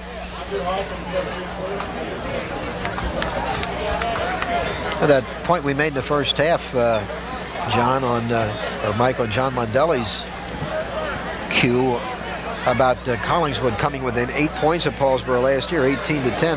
That's one of the amazing statistics among many of this streak, is the fact that there have been so many one-sided Paulsboro victories. Mm-hmm. Well, Collingswood had that outstanding quarterback a year ago, Ambrosius, who had the ability to neutralize an awful lot of teams just on his own talents. He, of course, gone now. Green with the pitch. And nothing doing here. Good defensive play made by Stone, who's made some nice plays for Haddon Heights. And it'll be fourth down. Paulsboro will punt. Well, this is not a bad football team that is losing by 40 points out here at Haddon Heights. They've got some people who are real good at the skill positions. They're certainly fundamentally sound. They're just overmanned today in terms of talent. Nevis doing the punting chores for the Red Raiders. 9:51 to go in the game. 9:51 to go until Paulsboro officially has number 32. Is this the first Paulsboro punt? I believe it is. Yeah. They had, what, the interception in the first half, and then they ran out the clock to end the half. The only 2 times they didn't score. Mike, great opportunity for us during this timeout. There's a gentleman in the press box with John Barbose that you played against during this break. A great story, and we don't know the gentleman's name. But, yes, we do. You do know his name? Can never forget him. Old Berwin Kirby. Tell that story. That's a great story. It's somewhat embarrassing, but I'll tell it. Standing here talking to Kirby and Barbose before the game. Berwin had driven John up because of his problems. You can see him there, John in the hat, and next to him with the glasses. And he's talking to me about a player that he can recall that he once was running the football in a game between Millville and Pleasantville. And he said, this guy had me by the foot. I couldn't get out of it. Finally, I just yanked my foot and pulled it out. And he said, and I felt so bad, I took 4 of the guy's teeth out with me. That was you, And of course, it turned out it was me. Nevis with a good high spiraling punt. And it'll be, did they keep it in play? Yes. Yes, they did. Down at about the 2-yard line. Great punt by Nevis. So continue that story, Mike. That's it? That's it. That was bad enough. Dennis came down out of the stands. Oh, well, that's true. Yeah. My dentist happened to be in the stands, came down and yanked out the 4 roots. Needless to say, I didn't get back in that day. You haven't seen this guy in 40 years, huh? That's correct. I've been waiting to get him, too, but he was so nice I just couldn't do a thing about it. He's bigger than you are, Mike. Yep. First down and 10 for Haddon Heights. A long day for the Garnets. They'll start from inside their own 5-yard line, and of course they would like to escape from this game with at least 1 touchdown to make the score more respectable. I had interesting injuries in high school. I remember as a freshman, a quarterback as a freshman, and broke my middle finger around 4 spots on the throwing hand, as we'll watch Heights here. Moore, good pass. Excellent pass to Coart up the right sideline. Nice gainer as they get out of trouble. I remember I was out of action for about 3 games and finally came back, and they dressed us as freshmen in pregame practice, Friday night game. And we're out there warming up, and they let me step up after the first 3 quarterbacks and take a snap, and I go back and throw a pass. I was wearing an aluminum splint on it, and I saw the splint fly down the field. I thought it was my finger. Keep it inside, Val. Keep it inside. First and 10 ball at the 21-yard line. Nice 19-yard pickup on the pass from Moore to Coart. Moore rolling left, fires it on the run. Good catch. And a nice run by Scuderi after the catch. Am I right or wrong? It seems to me that's the first real time they've come at the strength of the formation all day long. They've been running this trip formation and running away with it from it, which must have been their game plan. But this time, they actually come at it, granted against the second-team defense, but look pretty strong running towards the power. Jacob Huffman with part of the tackle for the Red Raiders. 8:30 to play, clock running. The crowd beginning to thin out a little bit as the outcome not in question. Hasn't been since really late in the first period. More rolling right. And tackled by Solomon Sherrill. Quite a group here. You know most of these guys. A lot of attention today. Tremendous newspaper attention. That's Walt Burrows and Phil Anastasio on the right. Camden Courier-Post, Sam Carchidi, the Philadelphia Inquirer, right behind Walt Burrows. Got some real good reporters at this game, Mike. About 4 guys here from the Gloucester County Times, and including their columnists Tony Gott, Kevin Minnick, Bill Evans here, and quite a turnout from all the newspapers to cover this game. And Philadelphia Inquirer for the Philadelphia Inquirer High School Sports Show is also here getting footage. Nearly picked off. Boy, that could have been go the other way. And Vernon Sharper wanted that one. He was a little upset with himself that he didn't pick it off because he could have had 6 the other way. Third down and 12 for Haddon Heights. Still 7:31 to play. The Red Raider backup offense would like another chance.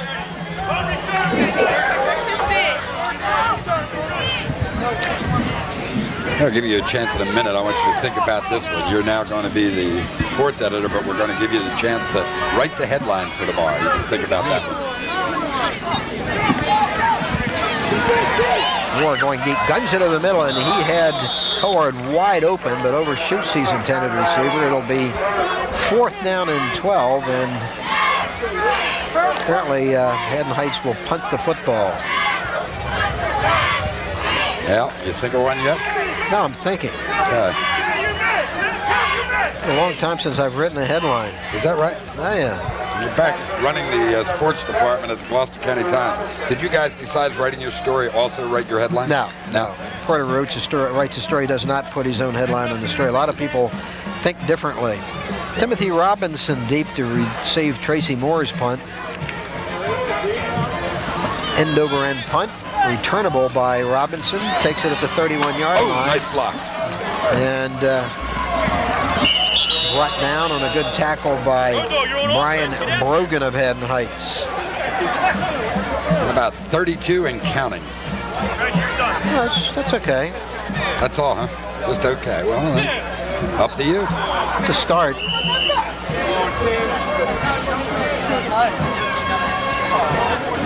I guess that would drive an editor crazy, wouldn't it, if he opens the section ready to go to press and finds a headline that doesn't kick you into the story properly? Right. Richard Gaines now at tailback for Paulsboro. Straight ahead, some pretty good yardage for Lee Campbell, the fullback. For like 5-10 yards. Was that 49 out there? Excuse me, it was 49. Jacob Hoffman. Jacob Hoffman, a junior's brother. David, a sophomore. Good legacy on Paulsboro football teams through the years, the Hoffman family. Well, that's one thing you talk about when you talk about it, Paulsboro, and it isn't corny when you talk about them, and that's family. Green retreats and pays for it as he is dropped by Scuderi. Yeah, they have that slogan, Paulsboro Pride. Again, when you apply it in a lot of places, it's a cliche and it's a hope, but in Paulsboro, it's for real. Third down and about 15 for the Red Raiders. 5 minutes, 50 seconds to play. We're just kind of playing out the streak here. Heading for number 32, Go Big Red. And they're like not only heading there, they've been there. I'd like to see somebody get down with a big magic marker, cross out the 2, and make it 3 for heading for 33. Green back to throw. Little screen pass to Hoffman. Hoffman knocked out of bounds, and that'll force a Paulsboro punt.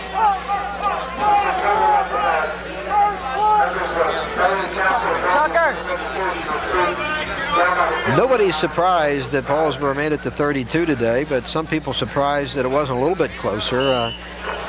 Keyed by the Paulsboro defense in the first half. This has been a one-sided game from almost the outset. After Haddon Heights really looked good on that first drive, Mike, all downhill after that. And way downhill.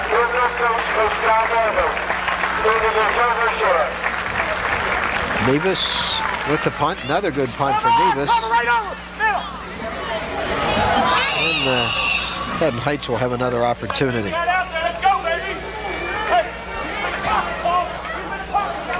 Interesting announcement. They just brought Coach Barbose from Millville down to the sidelines with Joey Hershaff escorting him down there, and they asked him to turn to the crowd. They introduced him to the crowd. Real nice applause from the Paulsboro fans. Well, he looks great, doesn't he? Unbelievable. Oh, he's got to be 80. Did he tell you how old? 80, 81? He's close, but he's an outstanding golfer. Still plays golf several times a week at Wildwood Country Club. And a big Penn State fan sitting up here with an ear plug in, listening to that game. Nope, intercepted by Robinson. And he's knocked out of bounds. Not Tracy Moore's fault. He hit his receiver right on the numbers, bounced off of him, and right to Timothy Robinson, who's made some big plays today. That's Paulsboro football, baby. Paulsboro defense has had a big ball game. 32 straight. We're 32 straight. There we go. Hit 32. Number 32. All right. Who Absolutely. is number 30? Gerald Urban. That's right. He had the number of the day. See, there is no pick 2, is there? No, there's no pick 2, but you can. Oh, Glenn Harvey just got the proverbial ice bucket. A little early. Back, and he is. He didn't expect that. Not at bouncing 4. around back there. Not at 4:10. Still left to play in the ball game. Glenn Howard got doused. They probably figured they'd get him when he didn't expect it. I'm not sure he was real thrilled by that either. Well, he gave a smile, but it looked a little forced. I guess they're pretty confident with 3:54 to Yeah, I play. think maybe they sense they have it put away.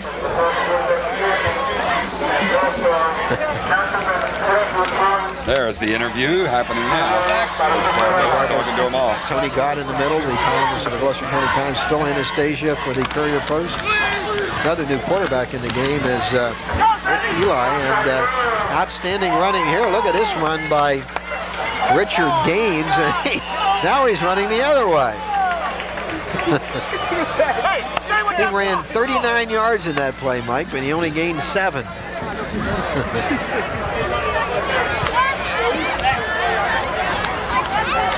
But he got a lot of film time. All the reporters talking to John Barbose now. They're all gathered around him. Nice of John to come up today. Wasn't it? Yeah, I talked to him in midweek, and he was delighted to come up and talk to us. Said had hoped that he would be able to make the game. Hasn't been feeling real well, but we're really pleased that we had John come to this game.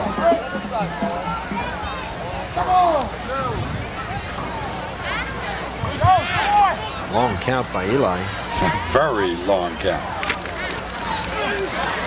And a nice job of knifing through, and tackle made by Coard, who's played a nice ball game.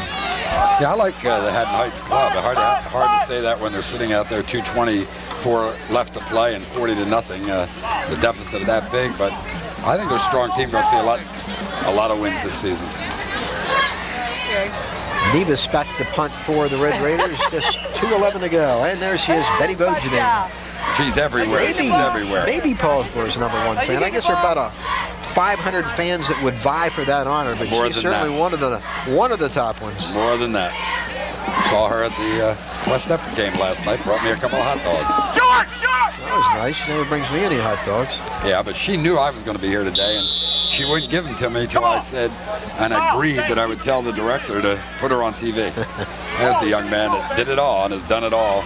You had a chance to talk to Kevin, year. Mike? Yeah, a couple of times. Very, very low-key. Yes, he is. And certainly within himself still, and understands the concept of team, the concept of family, the concept of school, and that's the kind of leader you want on the football field. Nice young man, Mike, and he really has handled all of the publicity extremely well. He doesn't seem to have gone to his head. I really like the young man. I like his outlook. And Haddon Heights wants a timeout with 1:29 to play. They'd love to put one on the scoreboard. So a doused Glenn Howard joining the huddle. Hope to have a chance to talk to him after the game to talk about... Better get there in a hurry. Oh, they're going to get somebody else is going to get wet. Who's going to get it? Hey, gotcha!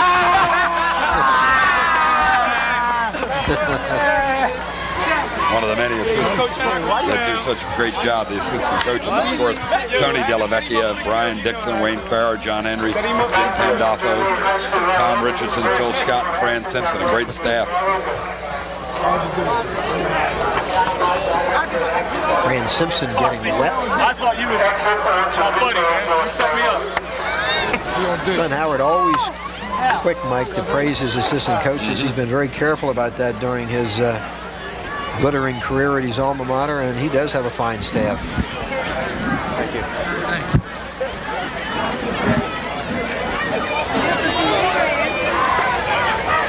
That is, if I'm correct, Jamie Magazoo, is it not? Not only That's famous, not John Mondelli's flower girl. Yes, she has dual fame, cheerleader, and from Sports Week, John Mondelli's flower girl at his wedding. Think she'd tell anybody that? I don't think so, but we've blown her cover. Okay, we have the wild. Running the draw play and nothing doing here. The ball is loose. Still loose. Who has it? Paulsboro wants it, but sure, he thinks he has it, but I think the play was blown dead. I think Fisher's going to say, nah, it's still Haddon Heights ball. Clock going to come down to a minute before they get this play off. Ladies and gentlemen, at this time we'd like to congratulate holders of the longest winning streak in South Jersey football history, the Paulsboro.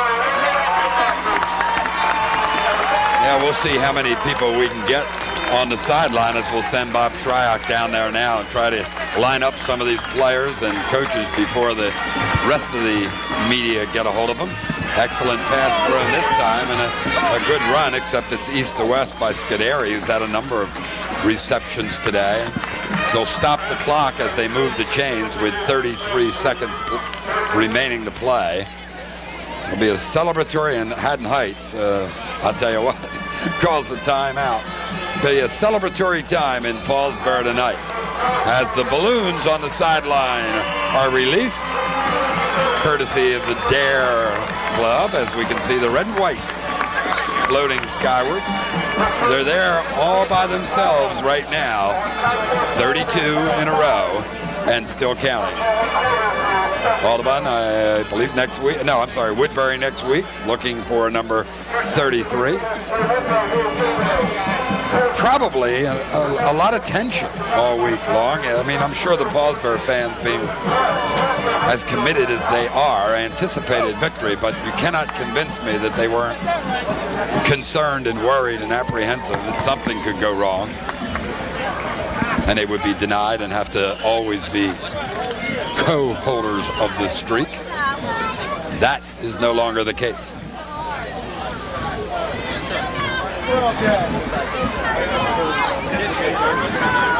On the first down, they'll continue to try and throw and get some out of this ball game. Really lofted high and far, in fact, too far. Intended receiver from Moore's pass was Israel. Just runs it down to 24. Yep, Shryock, my man, on the sideline, has changed jackets. Somebody's showing where the microphone is, and maybe we can have somebody lined up right away. He just got it. Oh, like that. What you doing? Bob, of course, a long time. Lovely, baby. It's lovely. Feels good. Looking forward to being here for today's game. But objective as ever.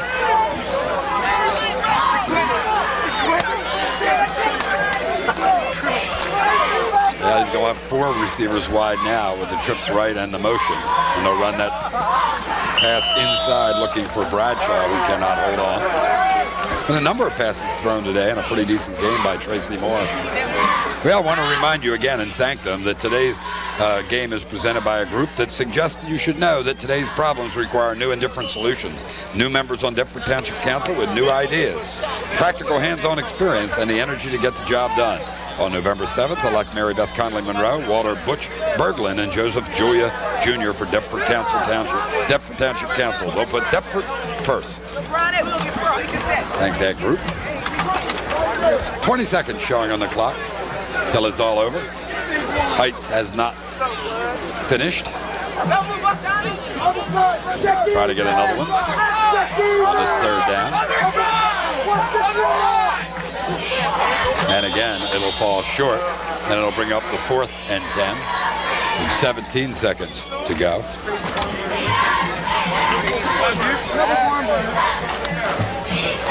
Have a chance to talk about this game and review some of the highlights, I'm sure, on Sports Week with John Mondelli. Check your listings to see that show this week. Also remind you to tune in for the Fall Festival here, parade in downtown Woodbury, scheduled to go tonight. The rain holds on. Of course, a year ago they went in the rain. Here goes some more. Oh! Wayne Farrow gets it. You're going to have to fill the bucket again.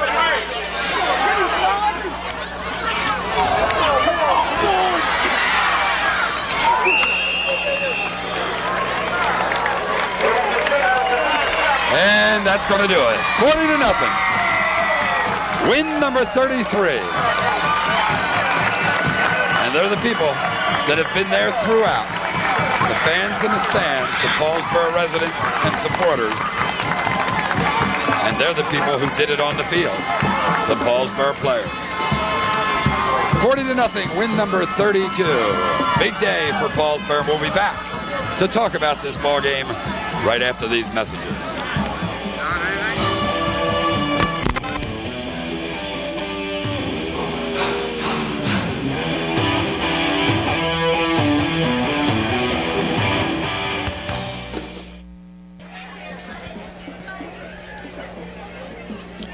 Let's go down to the field right now with Bob Shryock.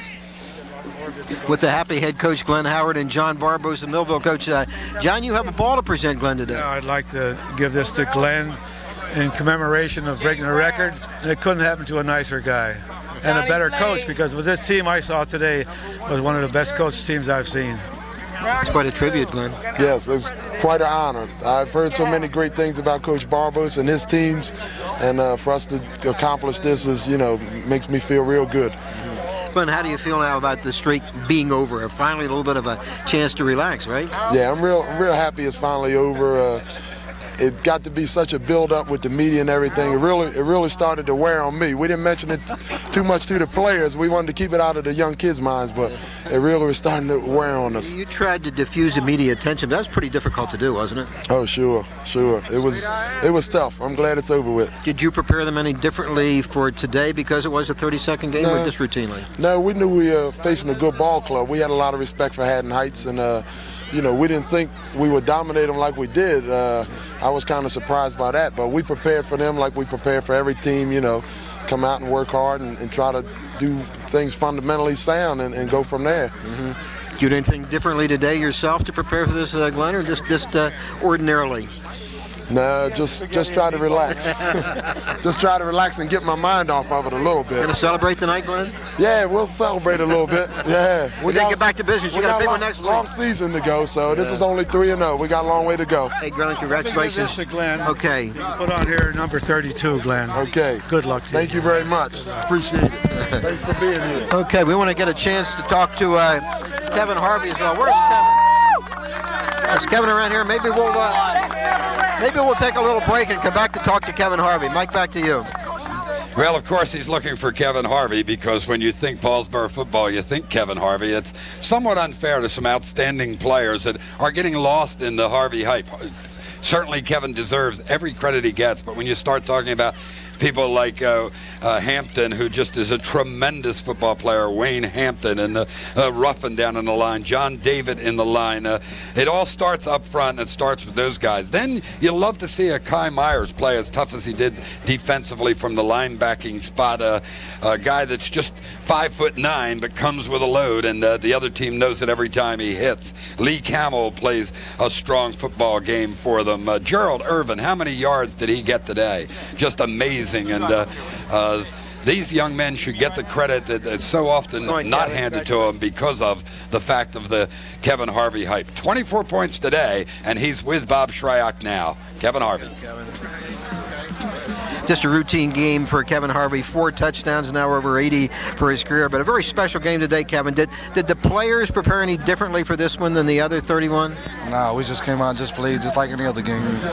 Prepared just like any other game. Was the streak on your mind, Kevin, coming into the game? It's pretty hard to avoid it, though, wasn't it? Nah, it was just, we just go out there and just play every game just like, just like any other game. This kind of a routine game for you, too. You wanted to return a punt today, didn't you? We could tell. Yeah, I wanted to punt.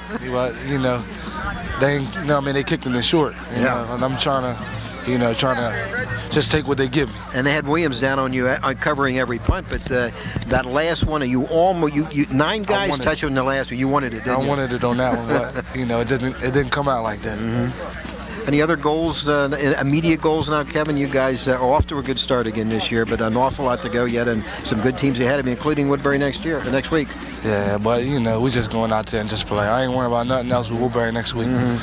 You know, Kevin Harvey's had a great career, but a lot of great players in your football team. We saw a lot of them today, and this defense was terrific today. Yeah, we just came out and played hard. Played hard today. We knew what we had to do, and we just came out here and did it. Kevin, congratulations. Another great game. Thank you. Okay. Kevin Harvey, Mike, back to you.